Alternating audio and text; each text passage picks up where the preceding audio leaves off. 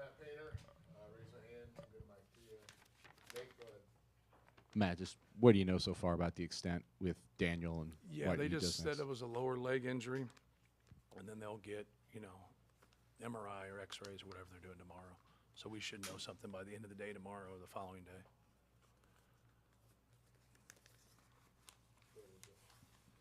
What do you think the way Caleb first stepped up tonight? Seemed like he had a good game. Yeah, I thought he did a good job. We had a lot of opportunities at the rim, and we blew some of them. And other times, we just the way they were defending. If we could get them to switch little on big, like you just had a post up down there with some size. But it was good to see it. We're trying to get things figured out. They obviously play differently with their matchup zone and how they go. And so, like, you got to get some guys out there that can make good decisions and make reads. And at times just be simple and move the basketball. Then other times you got to beat people off the bounce. But I thought they did a good job of finding him, and he made some nice plays around the rim. Go ahead, Mike. Go ahead. We'll get to you.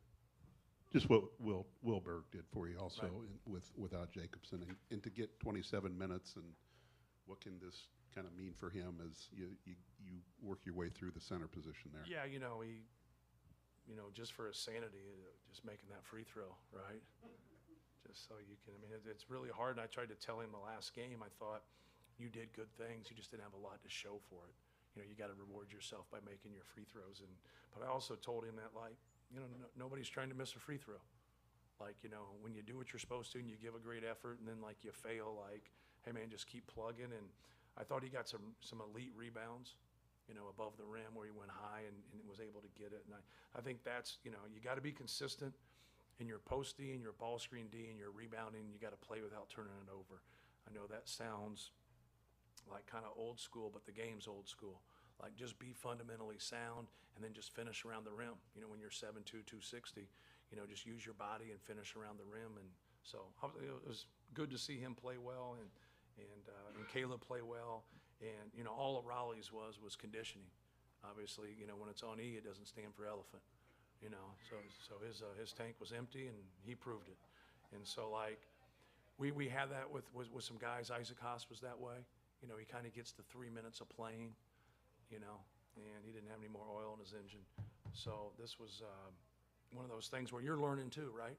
He gets thrown into a situation. I thought he did some good things for us, but, he misses those layups bad, and he misses those free throws, and it's all conditioning. So we got to ramp some things up for him, but we also got to know how far he can go in a game where he needs to get a sub.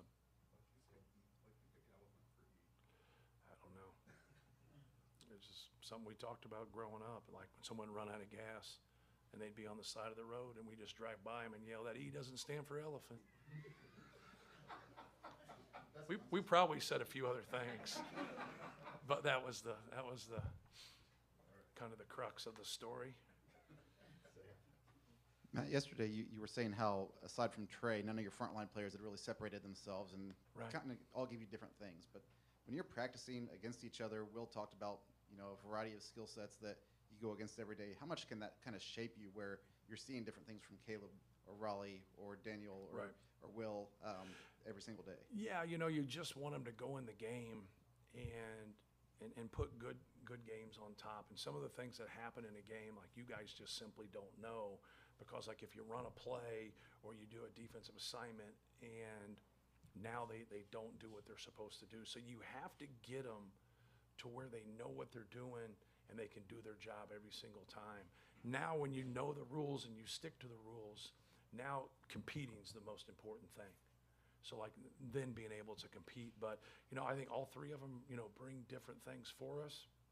We'll see here with Daniel if he's able to play the next game, not able to play it all this year. He's out for a week, whatever his thing is the next man's up. And you got to be able to step up and be productive more than anything. Don't go out there and say man, I'm going to do this or I'm going to do that. Just understand the game plan, understand what you're supposed to do. We drill everything that we do, and then just stick with it and do your job and have fun. Going back there. Coach, what did you notice about the versatility of scoring from NKU?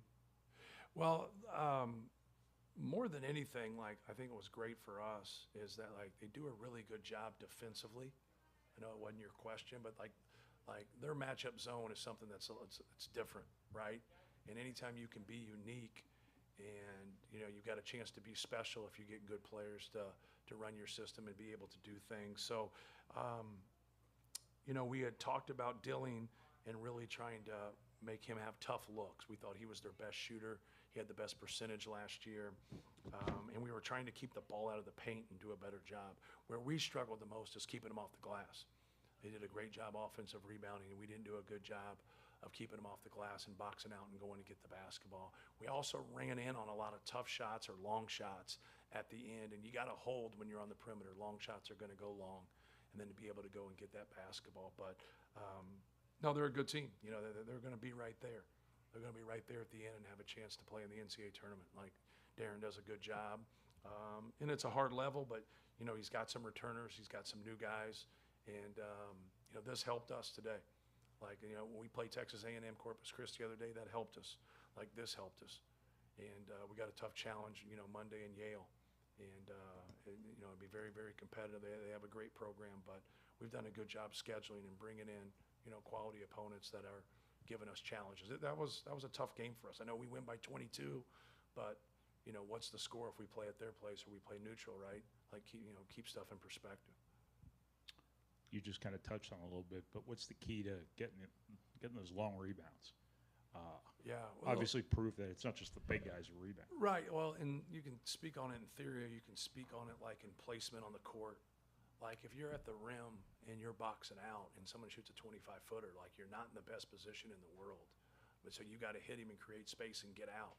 But if I'm away from my man and I'm to the basketball and I'm going to go back, I got to go back, even if my man doesn't come. Because what you do is you create space there.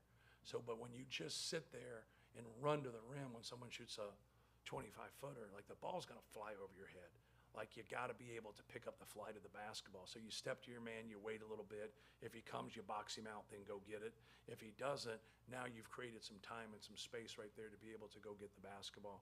So a lot of times what happens is in box outs, like, contact takes your eyes off the basketball. So if I'm going to get the ball and you don't hit me, I'm just going to keep going, right?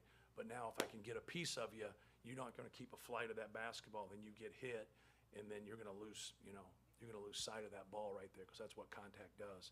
So we got to be more physical at times. And then when you break down and you're in a rotation, or, you whiff on your guy on your box out, just simply go get the ball. The play's over. Don't keep trying to box out. You have gotten behind the play. Now you got to scrap and go get the ball. But you also want that to be a collective front. Like, you want everybody going to get it. Braden is really good at it, even though he didn't get a lot tonight. He's really good at that, of us being able to box out. Then he comes in and cleans it up. And that's ideal for us, because we obviously want the ball in his hands when we push it. Matt, you kind of challenged your team this week to talk a little more, be a little more energetic for each other. How do you feel like they responded after the first game? They're just okay. Yeah. We got to get people out of their comfort level. We got to do more as a staff. We have too many people that compete like their personality off the court. And, like, you can be whatever you want off the court. That's who you are. That's how the Lord made you. But you got to be able to, we're past telling them to talk. We're telling them to yell, because they're probably talking then, right? You have your slippage. So, like, we just got to do a better job. We had 3 or 4 times, and I can just remember off the top of my head, we just mess up ball screen stuff, and I'm like, why aren't you doing this? And then so you'll watch it on tape, and then you'll say to yourself, like, why didn't we do what we were supposed to? And then you go to the guy on the ball and say, did he say something to you? Do you hear it? And he's like, I don't hear it. And the guy said, I said it. And you're like, and now you have that debate, right? It's an ongoing debate and competition when the tape can't prove what really happened. So so you just got to do a better job. You got to do a better job of yelling. And, it's early, loud, and continuous, what we talk about. But they slip a lot of screens. So we don't yell anything on slips. We stay away so we don't change our feet defensively, and we stay there. But there was enough ball screens that got set tonight. When we did our job, we had success. When we didn't, they were able to take advantage of it. Anything else? Israel? Go ahead. Right here. Have you had any other teams that have had had similar challenges communicating and kind of getting out of their comfort zones? Not quite like this, but yes, I think everybody has that challenge to start the season in terms of talking. And so, but we'll get it fixed. We'll keep working on it. We'll keep working on it. Ryan and Casey. Is there something uncommon about Berg's ability to go up and get the ball with 2 hands in traffic? He's done a good job. He's done a really good job of kind of getting it at the peak and keeping it. But, you know, the one thing is you can't keep it there. Like, you got to be able to chin it. And that was something that we would always talk with Zach about tucking his elbows in. Because you always are taught when you play basketball to chin the basketball, to protect yourself. But when you're 7'4", 7'2", and you chin it and then you turn, you're going to hit somebody right in the noodle.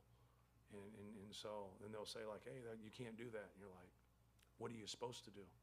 Like when you're doing, so we'd always tell Zebo to tuck his elbows in this way and go this way. So when he turned, he didn't have his elbow up and, you know, crack somebody right in the head. But yeah, Will's just got to protect it then when he gets it. And so we got to do a better job. I like our effort. I don't think we've embraced the physicality of the game. I think we have to communicate better, but I like our effort. We just gotta piece it together a little bit better. We're getting our hands on a lot of balls that we're not getting, but we're still around the basketball there. Now we can't dribble loose balls. We get, you know, on the break, and we had a couple sloppy plays there. Just like be fundamentally sound, like just be simple, and be able to move the basketball there. But I like our effort to go after 50 balls and rebounds and long rebounds, but we should be getting a lot more of them. You know, we just got to collect them. Last one, Casey. Matt, obviously, Fletch has started every game of his career, always been good at basketball, but has really started off well this season. Right. Has there been anything that he's separated in his own game? You know, not really. You know, obviously he shot the ball well again tonight, and you know, he shot 44% from 3 last year, so it's not any shock. But very intelligent player, very competitive. He's worked really hard. You know, he's not going to run for the Olympics in track and field, but he has worked really hard on his sprints. He's worked really hard on his body, and he's put in time. Like, it's the one thing that you don't understand when you're trying to develop as a player. You just do everything in your power to be a good player. He's done everything in his power to be a good player. And so, like, but don't sit around and say, like, well, you can't do this or can't do this. You know, try to embrace your players for what they can do. You know, he brings a lot to the table for us, and he's trying like hell to lead and really help other guys. Sometimes you get a little bit of a wall because guys, you know, they don't like sometimes taking it from other people, but you never ignore when intelligent people speak. You know, you always have your ears open and be able to do it. And he's very intelligent, like for his experiences or whatever. You know, he'd make a good coach. I don't know if he'd have the patience for it, but he'd make a good coach. Thank you. Thank you, guys. Where does the heat check 3 rank on the intelligence? I'll let it rip.